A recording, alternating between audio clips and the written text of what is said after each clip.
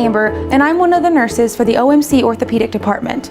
Today we'd like to welcome you to our preoperative total joint education class. We welcome all questions. Make sure that you take notes as we go along so that you have any information that you may need. Today we're going to discuss your entire process of having a total joint replacement, from the very beginning, from the first day that you make the decision to have your surgery to the very end process. Again, we welcome all questions, any concerns, be sure to let one of your nurses know. Thank you. My name is Chris Henson. I'm the registered dietitian here at Ozarks Medical Center. We're just going to go over a few guidelines focusing on the total joint education and what to expect and how to increase your outcomes and recovery from the surgery. The first thing I'd like to start with is before surgery. We really want to suggest that we stop any herbal supplements at least 5 days prior to surgery, just so that the physicians can make sure that there's not going to be any additional supplements that will be interacting with current medications that they may prescribe for you in the hospital or post-surgery. Most importantly, eating a healthy diet, trying to focus on whole grains, fresh fruits, fresh vegetables. Those are going to have more fiber in them, which is going to help you remain consistent bowel movements. And then if you're diabetic, of course, that's a whole nother story, but if really focusing on portion control, remembering that 15 grams equals one choice, trying to focus on whole grains, fresh fruits and vegetables. You can eat a lot more of those. Those will help control your blood sugars a little bit better. And incorporating low-fat proteins, that's going to help as well, especially with the healing process afterwards.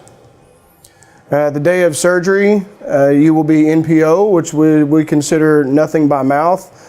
If you have a dry mouth, the nurse may offer you a swab that you can use to dip water and just and coat your mouth a little bit. But for the most part, it will be nothing by mouth, just to make sure the anesthesia wears off. The doctor will most likely order a diet. Common practice is a clear liquid apple juice, grape juice, no milk. Some jellos will be offered to you. If we need to do a clear liquid supplement, we'd be more than happy to do that for you. But the idea behind the clear liquid supplement is to make sure that there's no nausea and vomiting related to the anesthesia that was administered during the surgery. And then after that, after you tolerate, maybe it's a meal of clear liquid, doctor will advance the diet appropriately based upon prior existing conditions. While in the hospital, we may offer a supplement like an Ensure or a Glucerna, which is very good to promote wound healing or tissue healing from the surgery.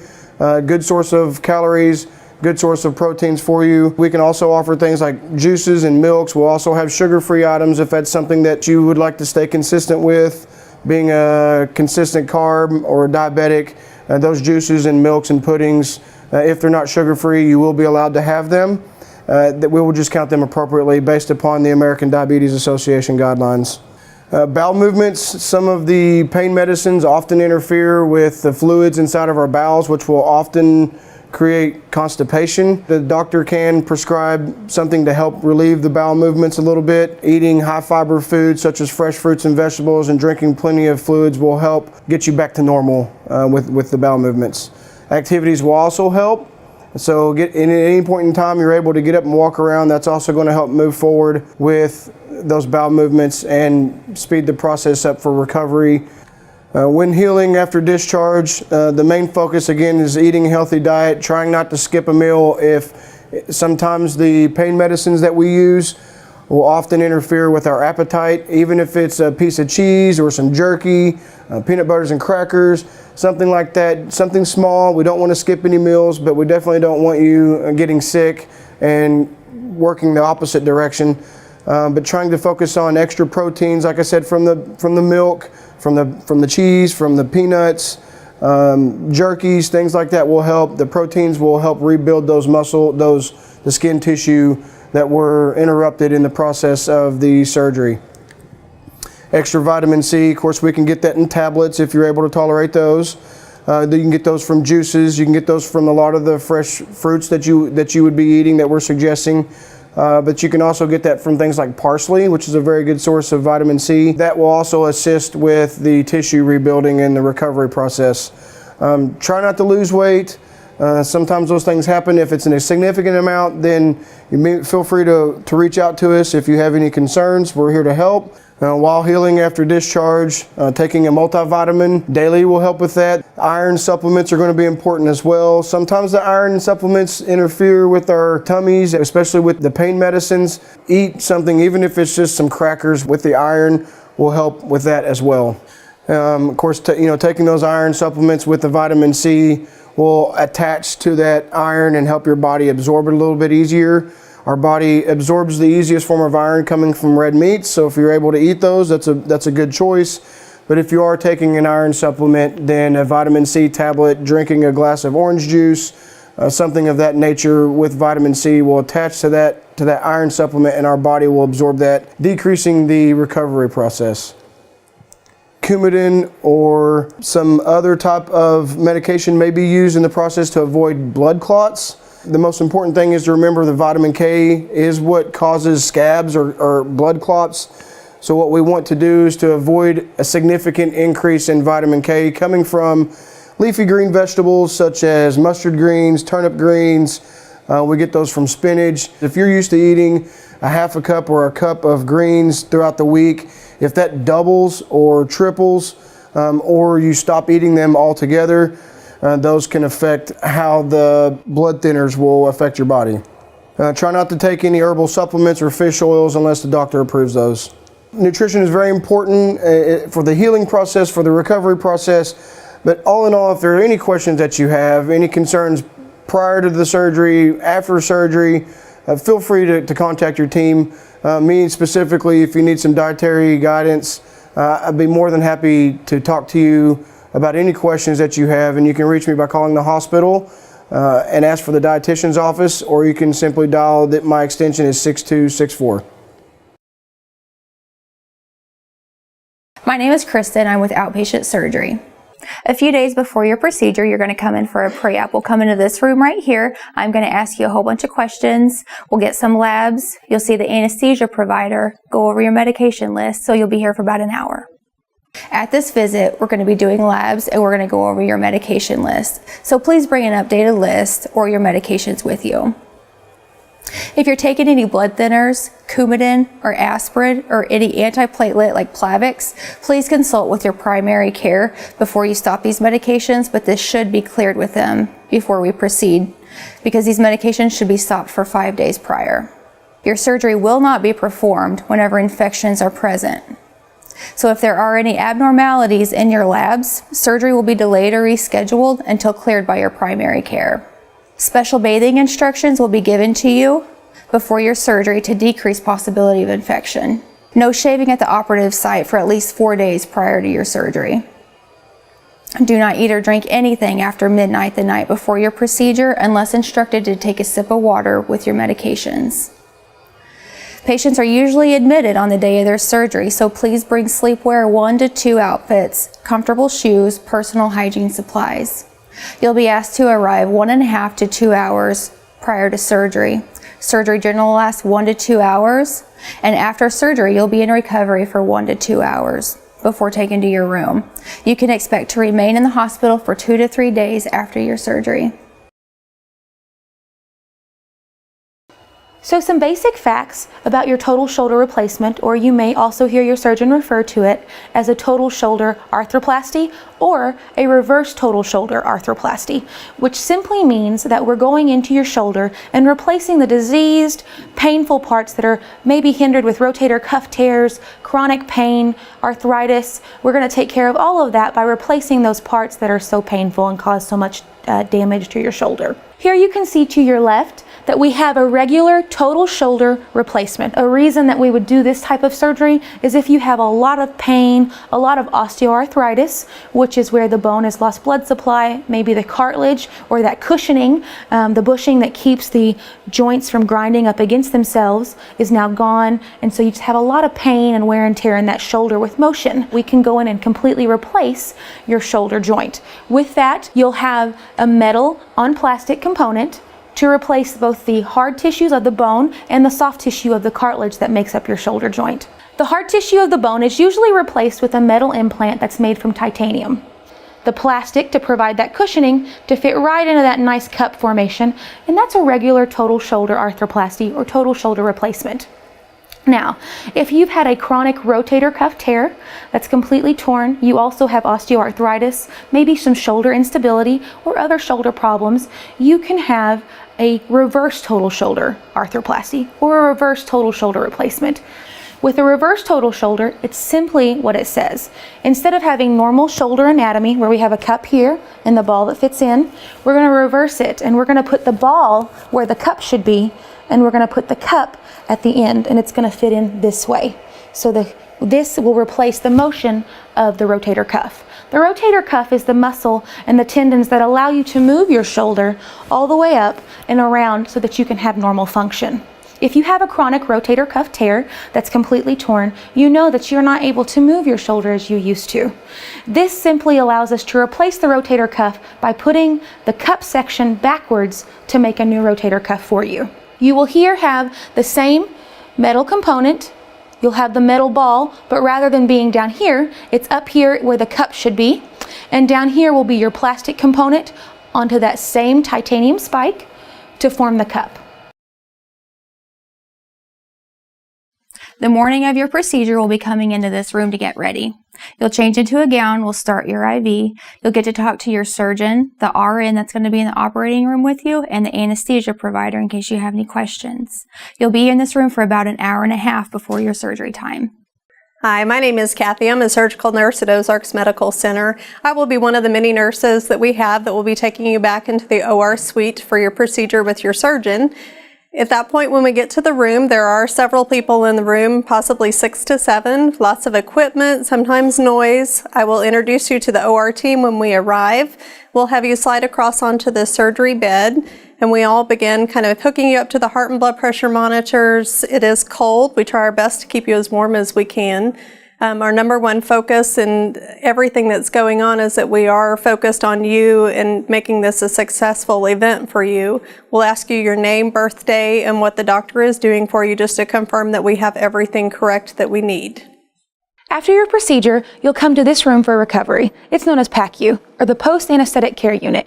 You'll be surrounded by skilled nurses that will monitor your vital signs and manage your pain before proceeding to second floor. Hello, welcome to the second floor nurses station. My name is JJ Corman. I'm the nursing director of this unit and other areas. Our nurses will be taking care of you during your recovery process after your surgical procedure. Thank you for choosing Ozarks Medical Center. Hello, my name's Miranda and I'm one of the nurses from the med-surg floor. I'm going to talk to you a little bit today about what to expect when you arrive to our floor after an orthopedic surgery. So when you arrive on the med-surg floor from PACU, which is the recovery area, if you have family or friends with you, we'll ask them to wait in our waiting room for about 10 to 15 minutes. And this just gives us enough time to be able to get you settled into your new room.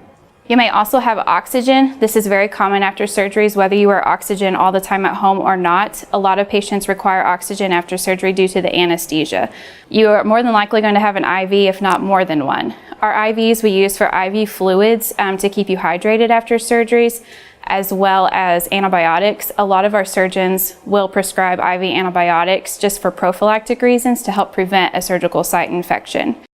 You're also going to have ice packs. You'll get a total of 4 after surgery. We like to keep 2 on you at all times, as well as 2 in the freezer, so we can change them out throughout the day, so you'll always have an ice pack that's really, really cold. We like to keep them on. It helps prevent the swelling from getting so out of hand, and it also helps with pain management. Pain management is very important to us as nurses on the med-surg floor. That is our main goal after surgery. You'll normally be on scheduled pain medications such as Tylenol.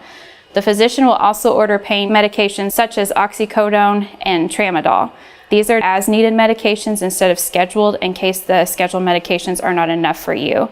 You could potentially have IV medications as well, but we like to keep that to a minimum just to prep you for your return home. Be sure to ask for these medications before your pain gets out of control. It's easier to keep the pain under control rather than chasing the pain. We'll never be able to get your pain completely away. As if like on a 0 to a 10 scale, you're never going to be at a 0. You just had a major surgery, so you're always going to have pain, but we can manage that pain for you. Do not try to get up alone. Our nursing staff and rehab staff are here to assist you. We want to teach you how to properly get up without hurting yourself, and we want to just be there in case you were to kind of slip. We don't want you falling or injuring yourself. We're there to help you. So after surgery, you are going to be placed on some oxygen, regardless of whether you have any lung issues or not. This oxygen is to help perfusion in the tissues so that they can heal better. This is going to be for at least 24 hours after surgery. It's going to be set on 3 liters. This cannula needs to be placed in your nose exactly right, and sometimes we pull it off and on just to blow our nose or to go to the restroom, so I want to make sure you get it on correctly. Those little probes should go up and back like this. And that way it will not scrape the top of your nose. So I'm going to show you, it should go just like this, gently up to the nose and then loop it over each ear. You want to gently pull this up, not too tight, just enough to give it some stability behind the ears there so it doesn't move around. Do not loop it around the back of your head as you may go to sleep, and that may cause you some trouble. Let's keep it like that. If you'll put that on and leave it on, that'll be great. That'll help your tissues have a little bit more oxygen available for them while they're trying to heal and perform some extra work for them. We are going to leave you on that overnight. If it gets to where your nose is dry or you start feeling like it's getting crusty in there, just call for the nurse or the respiratory therapist and let them know. We will put some water on there for you, some humidification, so that it doesn't dry your nose out. That is a common thing after surgery, and please make sure that when you get ready to go home, you've had the nasal cannula on for some time, that they do check your oxygen level with the oxygen off if you're going home without O2. The next thing that they're going to give you prior to surgery and after surgery is what we call an spirometer or a spirometer. And this little piece of plastic right here is very important to you and your ability to maintain a good breathing status at the hospital and when you go home. It may look like a toy, and it is a little bit, but it is essential for the part of your lungs that we're going to be working on. When you have surgery, you're not going to be breathing as deep as normal, so fluid's going to have a tendency to build up just a little bit in the lungs. Your lungs create about a quart a day depending on how tall or short you are, and that fluid needs to be moved up and out of your lungs with every breath you take. So when you come back from surgery, you're going to be having pain medicine, you're going to be laying in the bed, you're not going to feel like getting up, moving around, or taking deep breaths and coughing. That can put you at a higher risk for pneumonia. So what we want to do is give you this and have you use it every hour at your convenience. Try to take about 5 to 10 good deep breaths. Your doctor will give you more specific instructions according to what your lung status is, okay? So the way to use this is just a little different. You're gonna open your mouth and you're gonna bite down on that. Hold your lips tight around it, and you're gonna suck in on it like it's a nice good milkshake. There you go, slow and easy, and hold it as long as you can and let it out. You do not have to hold it in your mouth and do every breath consecutively. You can stop and take a rest, especially after surgery. You may be tired, a little more short of breath. But taking deep breaths like that, and then after you get about 10 in, do a cough maneuver, and that is to pull your tummy in, tighten it, and cough like that.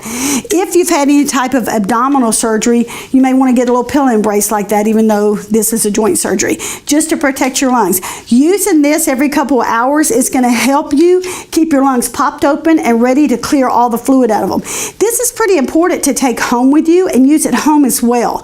This is going to help keep you from coming back to the hospital and ending up back up here with secretions in your lungs and a buildup. It only takes 24 hours to get pneumonia because of the amount of secretions our lungs produce.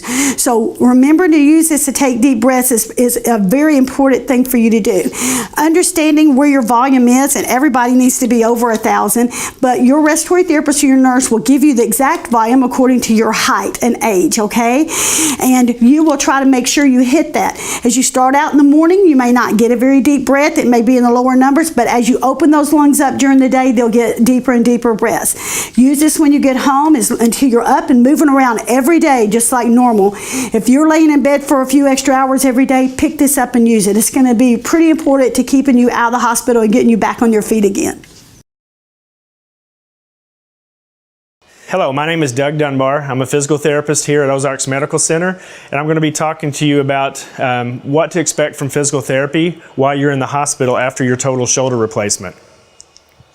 You will receive an exercise program to complete at home. These exercises will help to strengthen your muscles. After surgery, we will be showing you pendulum exercises, exercises to improve your range of motion of your elbow, your forearm, your wrist, and your hand. And they'll talk to you about some precautions after your total shoulder replacement, such as avoiding active abduction and external rotation to prevent dislocation or disruption of the repair of your shoulder. Following discharge from the hospital, you will receive a prescription for physical or occupational home health services, or possibly outpatient services, depending on the type of surgery you have and how well you're doing upon leaving the hospital. You can choose any agency that you would like to receive these services from. If you go to outpatient therapy, they're going to focus on strengthening your muscles and increasing your range of motion to return you to previous functional levels. I'm Amy, and I'm with Occupational Therapy here at Ozarks Medical Center, and I'm going to talk to you about what occupational therapy offers for you here at the hospital after your joint replacement surgery. So success for this surgery after you go home starts with planning before you come to the hospital. So make sure that your home is ready for you to get around safely and as easily as possible after you are discharged. Here are some ways to make sure that that happens. You need to remove the throw rugs in your home. They are a fall hazard, especially when you're using your walker. So please make sure that those are either taped down or removed before you come to the hospital. Any electrical cords that are across your pathway need to either be tucked behind furniture or taped down. And you may want to arrange a bed on the main level if your bedroom is on another floor. And then you also need to position the things that you use most often within easy reach. Also, please be aware of pets underfoot, as they may become a fall hazard when you get home. You might also want to make sure you have a cell phone or a portable telephone that you can carry with you from room to room. Should you need something, somebody will be at easy access for you. And you may want to move lighting and lamps so that you have good light in the living areas that you plan to be in. You should plan for someone to be with you or check on you frequently for the first few weeks at home. And it's much better and safer for you to have help. You may need help with the following: meal preparation. If possible, you may want to prepare meals ahead of time or make sure that someone can bring them to you. You may need help getting to the bathroom. You may need help showering or dressing, getting up and moving about. You may need help with medication scheduling, doing daily errands, and caring for your daily needs such as laundry and shopping. When you return home, your doctor may order a walker and other medical equipment for you. And if we know those needs while you're in the hospital, we can make sure that that is set up for you to go home with. You should have some equipment ready in your home, such as a shower stool or a raised toilet seat. You may want to install grab bars in the shower and beside the toilet to make getting up and down in those areas easier. You may also decide that instead of going home, you would like to go to a skilled nursing facility for rehab following your joint replacement. So you should speak with your therapist, social services, and your doctor regarding this decision. I'm Erin. I'm the social worker here at Ozarks Medical Center, and I'm in social services. I work with the discharge planners and the RN case managers. We'll be coming to you to get your discharge plan ready when you get to leave the hospital. There's a few different things that we will help you with. We help you with advanced directives, with discharge options, and getting durable medical equipment set up for you. First, with advanced directives, we can do durable power of attorney paperwork with you. It's for medical only, and that's where you have the option to appoint someone to make medical decisions for you in case you get into a spot where you're not able to. The second part of that is called the healthcare directive, and that's where you can make your wishes known of what you want done, any treatments or procedures withheld or done. We can do that paperwork with you here. We do have notaries in our department, so we can get that notarized for you. If you don't want to do it here, but you still want the paperwork, we can definitely give it to you, and you can take it home and discuss it with your loved ones, friends, and then bring it back later if you want it done. You have 3 main discharge options that we will be coming to the floor after your surgery to discuss with you. The first main option, that's the most common, is home with home health. And that is where a physical therapist, a nurse, and even a personal aide can come to your home. That's the most typical, and a lot of insurances, Medicare pays for that option. Your second option is a short-term rehab stay at a nursing home. Some people choose that option if they don't have enough support at home, or if they need to get a little bit stronger before they can go home. And the third option is outpatient physical therapy. That option is if you're doing really well after your surgery and the doctor feels that it's fine for you to go to outpatient to get your therapy. With any of those options, with home health or the skilled facility, we get your choice on which facility or company you want to use. Typically, there's multiple agencies in this area that can provide the home health, and they will call you the day after discharge to help get those services set up for you. And of course, if you already had a home health agency before you came into the hospital, we'll resume those services with that company if that's what you would wish. All options are dependable on insurance coverage. We'll look at your insurance before we come talk to you, and we'll already have that kind of worked out, what options you can do and what works best for you. We also help set up durable medical equipment for you.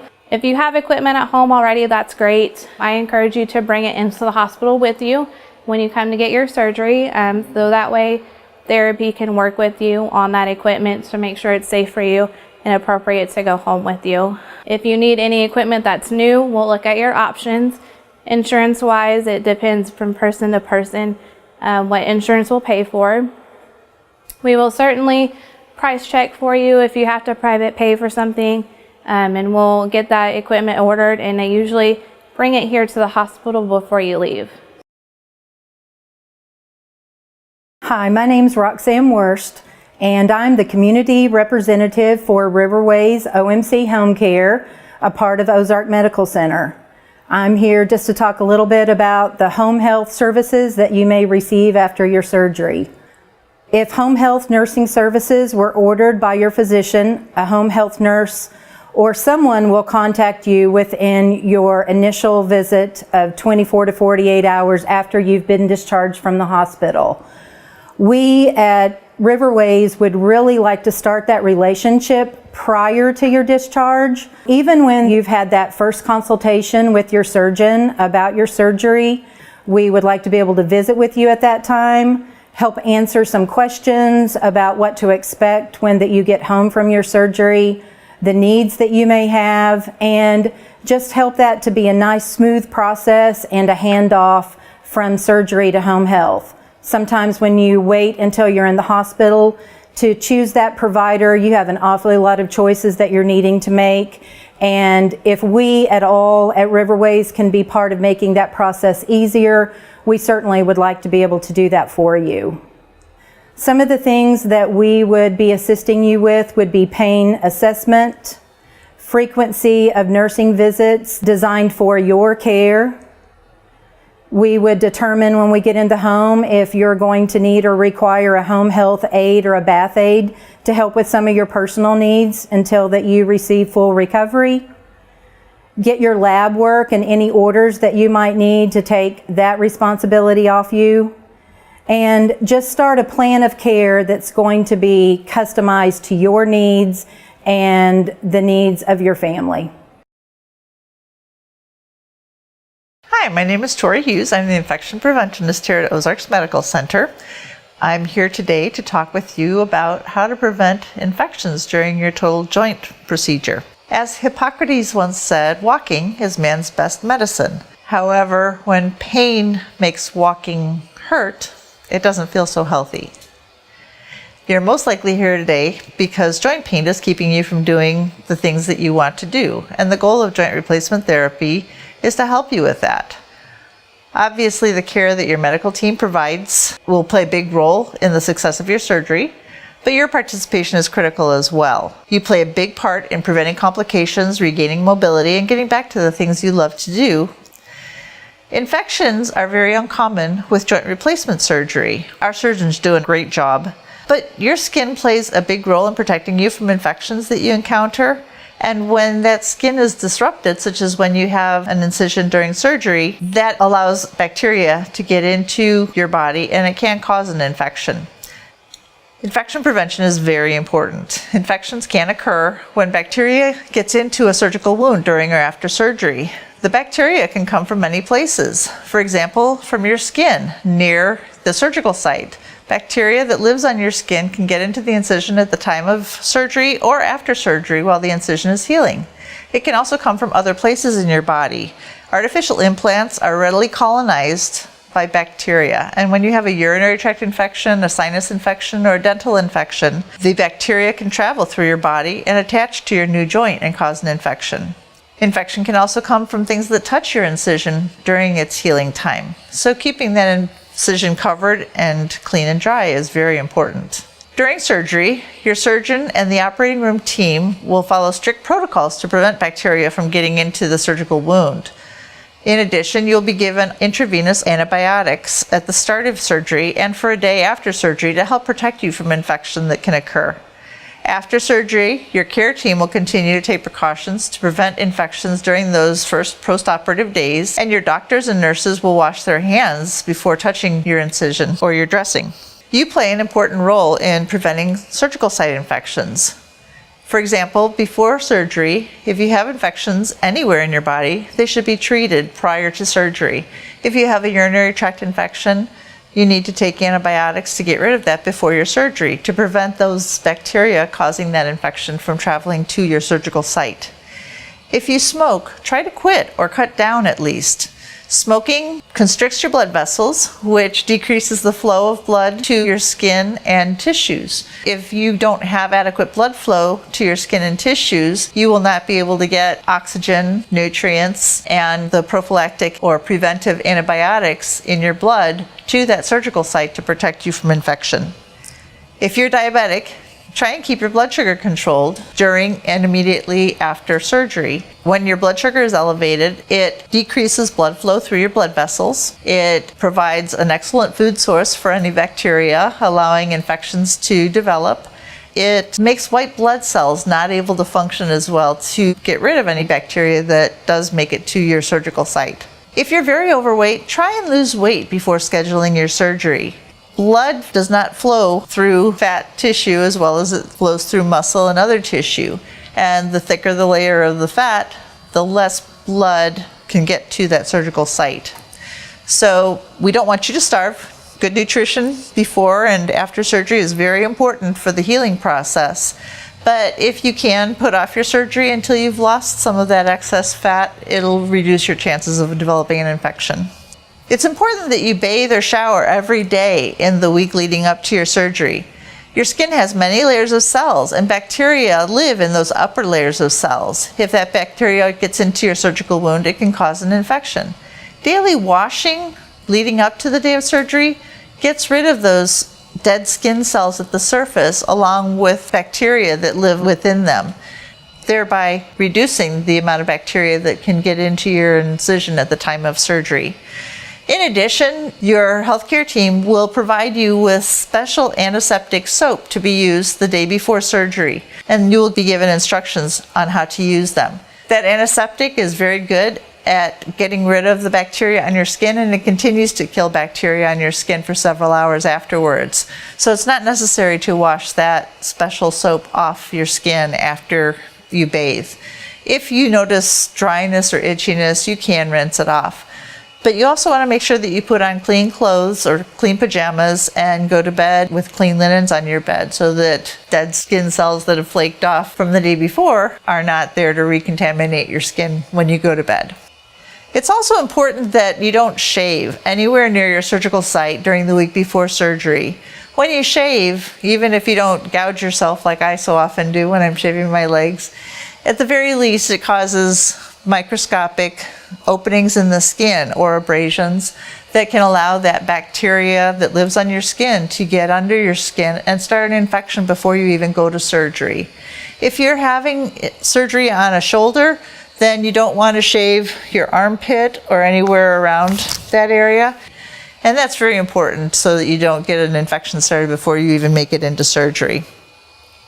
While you're in the hospital, make sure that your healthcare workers are cleaning their hands right before they touch your wound or handle your incision.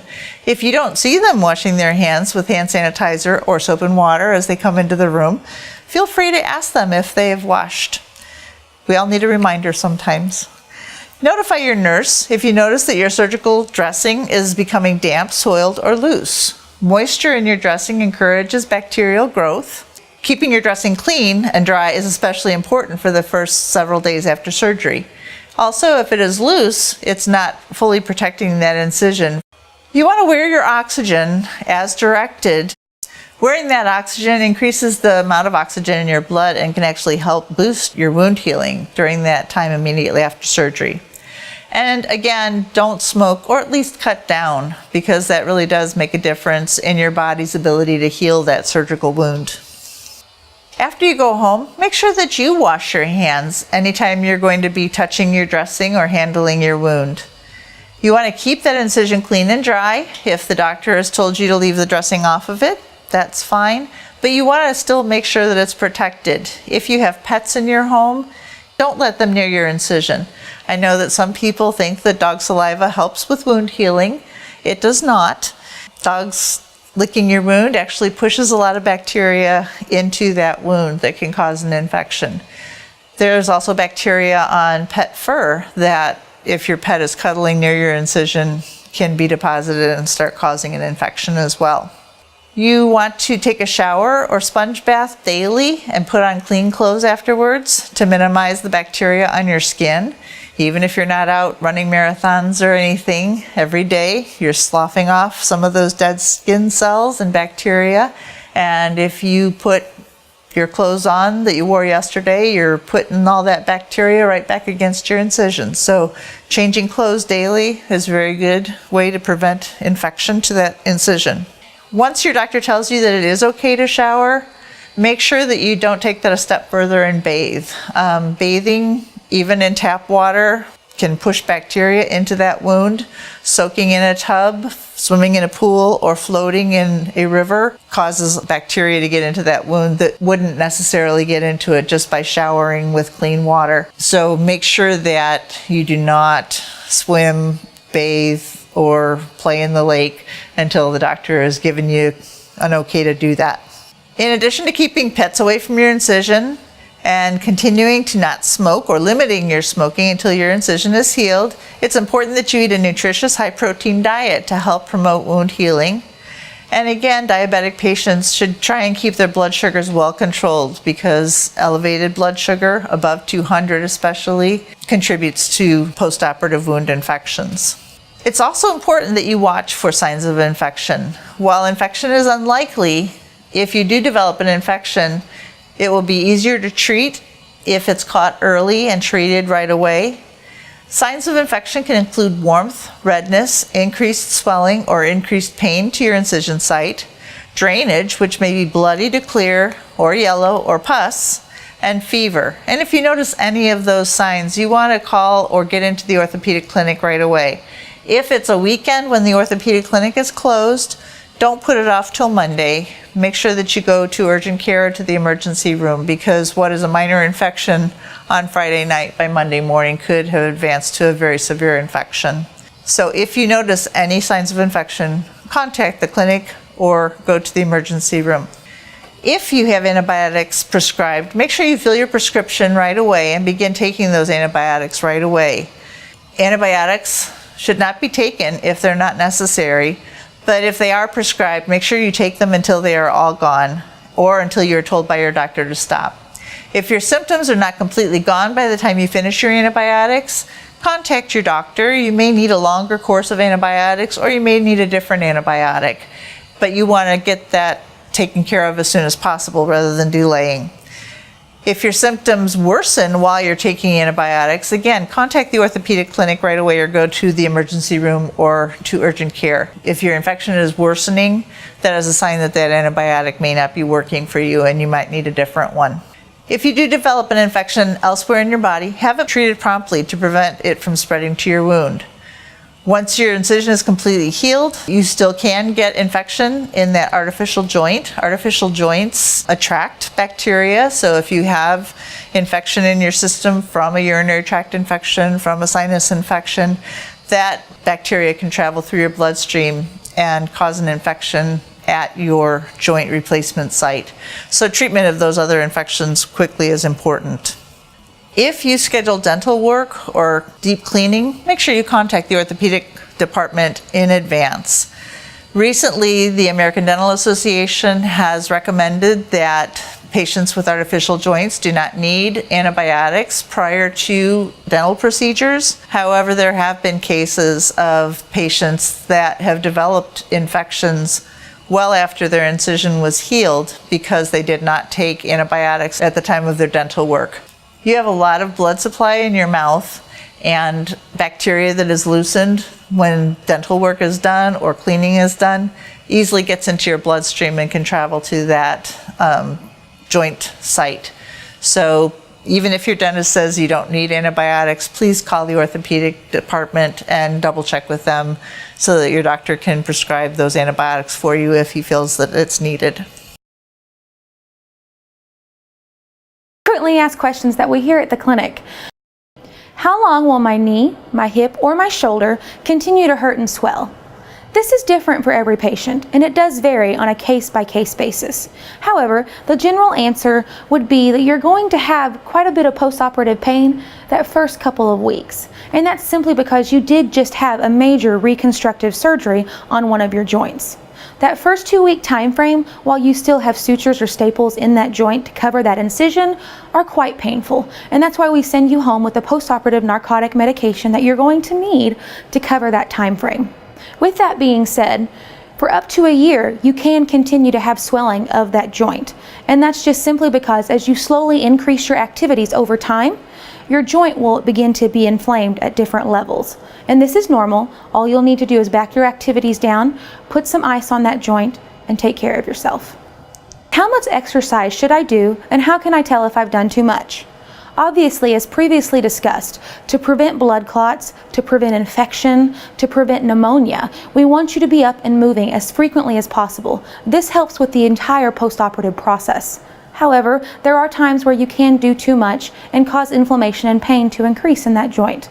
So the more that you can get up and get moving, we encourage that. However, you know your body. If the next day you get up and you're having an increased pain, unlike the pain you had before, that could mean that you did too much and you may need to back your activities down. When should I drive? Obviously, we want you to be safe on the roads. One, you're going to be taking post-operative narcotic medication, so you may have an altered mental state, which you shouldn't be operating or driving heavy machinery, including your vehicle.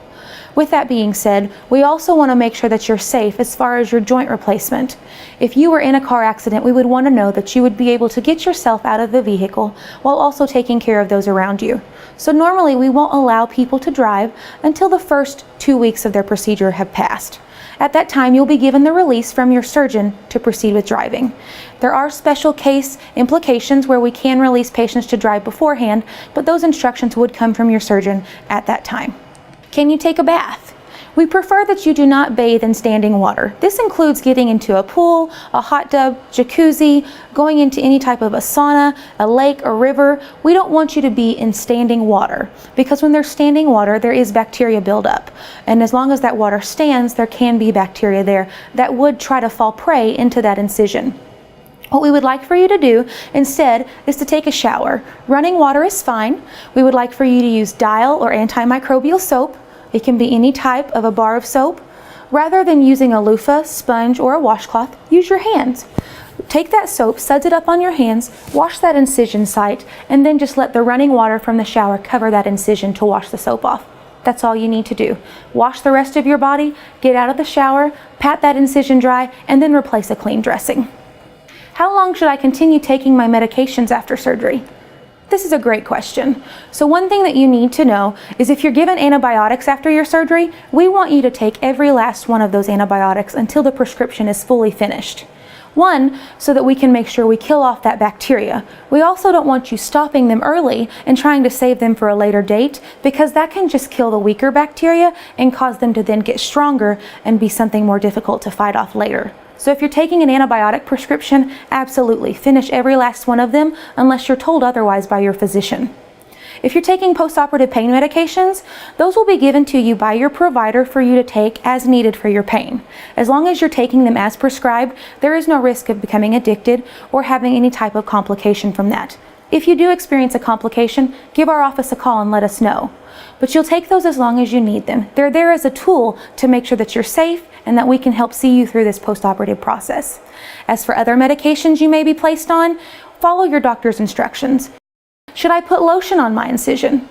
The only type of ointment or lotion that we would like for you to put on your incision in that first 2 to 3 week time frame would be the antibiotic ointment or cream that we give you when you leave the hospital. You will be given a tube of ointment or cream that you can put on once you replace your dressings with clean dressings daily. Anything else just creates a moist environment that can harbor bacteria and generate an infection. Once your staples or your sutures are removed, and your doctor gives you the clearance, you can begin to put any type of lotion, baby oil, coconut butter that you would like to put on there to help with that incision, to help healing. As for shoes to wear, we would like for you to wear a supportive shoe, usually something that has a back. It can be slip-on, but we would like for it to have a good fixation and grip on the bottom of the shoe to be non-slip so that we don't have to worry about you slipping and falling in this post-operative time. You don't want to experience a secondary complication from your surgery. We'd also like for it to have some type of support. You think of this like you would a house. So if you went out to buy a house and the foundation was lopsided, you'd be concerned that the house would eventually have some complications and may eventually fall in. The same way with you. You've got a brand new joint, you have something completely new in your body that's going to make your lifestyle change dramatically. You want to make sure that you give it a great foundation, which would include your shoes. Should I use an ACE wrap? Or should I wear a support hose? Absolutely. You will have some normal post-operative swelling, and to take that swelling down, an ACE wrap or support hose is a great option. So the only thing that I want to let you know is if you're going to use an ACE wrap, you want to be sure that you take the ACE wrap and start from the point below the swelling and wrap up so that you can push that fluid back towards your heart. If you start above the swelling and push down, you're just going to push that fluid down lower in your body, which could create more pain and difficulties later. Should I use a heating pad or ice packs? Absolutely. Again, you will have some post-operative pain and discomfort. This is to be expected. We are doing this surgery to give you a better quality of life. However, you will have just had a large surgery performed. The best thing that you can do is now, before you proceed to surgery, experiment. Try some heat, try ice, see which one works better for your pain. If you find more comfort in heat, go ahead and keep that in mind for after surgery. Anything that you can do that is more natural to help relieve your pain is better than taking post-operative narcotics. Anything you can do to help treat the root cause of the pain will help you stay pain-free for longer. This concludes your viewing of our preoperative total joint education class. We hope you've enjoyed the information and that any questions you may have had beforehand have been answered in this video. If not, be sure to contact your doctor's office, talk to your surgeon, or speak with one of the nurses available.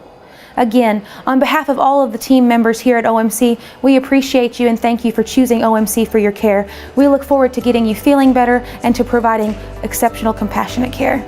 Thank you.